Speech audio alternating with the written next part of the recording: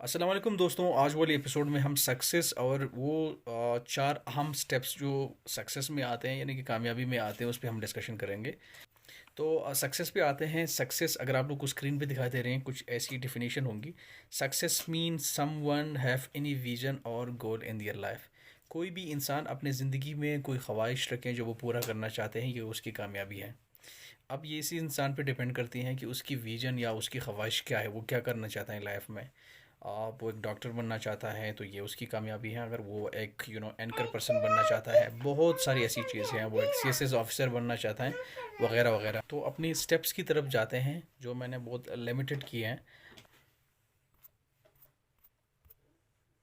जिसमें पहले नंबर पर आती हैं डिसाइड व्हाट यू वांट।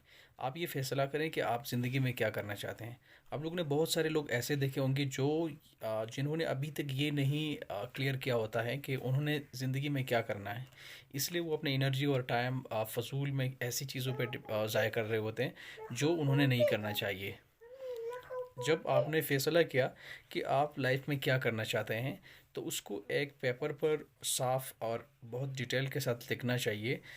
क्योंकि हमारे दिमाग में बातें ज़्यादा देर तक नहीं रहती हैं जब तक हम इसको नोट ना करें या किसी चीज़ पे लिख ना दें।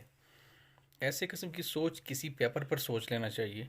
मतलब कोई भी पॉइंट आपके जहन में आ गई तो आपने फ़ौरन इसको नोट करना चाहिए ताकि बाद में आप उसको देख सकोगे।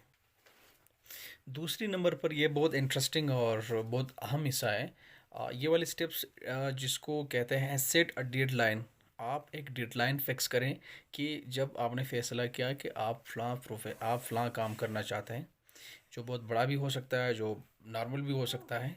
तो आपने ये फैसला करना कि आप उसको कितने टाइम में मुकम्मल करने वाले हैं। आप 3 साल लगाने वाले, आप 5 साल लगाने वाले, जितने भी हैं आप इसको भी नोट करें।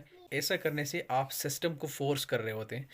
आप जैसे जैसे टाइम गुजर रही होंगी तो आप पे प्रेशर बढ़ने लगेगा कि यार मैंने 5 साल में ये चीज़ें करनी है या 3 साल में करनी है। अब 6 महीने गुजरने के बाद आप पर प्रेशर बढ़ता रहता है। तो प्रेशर में आप बहुत काम कर सकते हो as compare to normal situation. और ये बहुत अहम है कि आप चांस के लिए इंतज़ार नहीं कर रहे। आप अपने लिए चांस खुद बनाना चाहिए, बजाय ये कि आप चांस के लिए इंतज़ार करें या कोई चांस लगेगा तो मैं ये काम कर सकता हूँ। Make a list and organise. जब आपने फैसला किया कि आपने ये करना है तो ज़ाहिरी बात है उसकी कुछ प्लान वर्क भी होता है।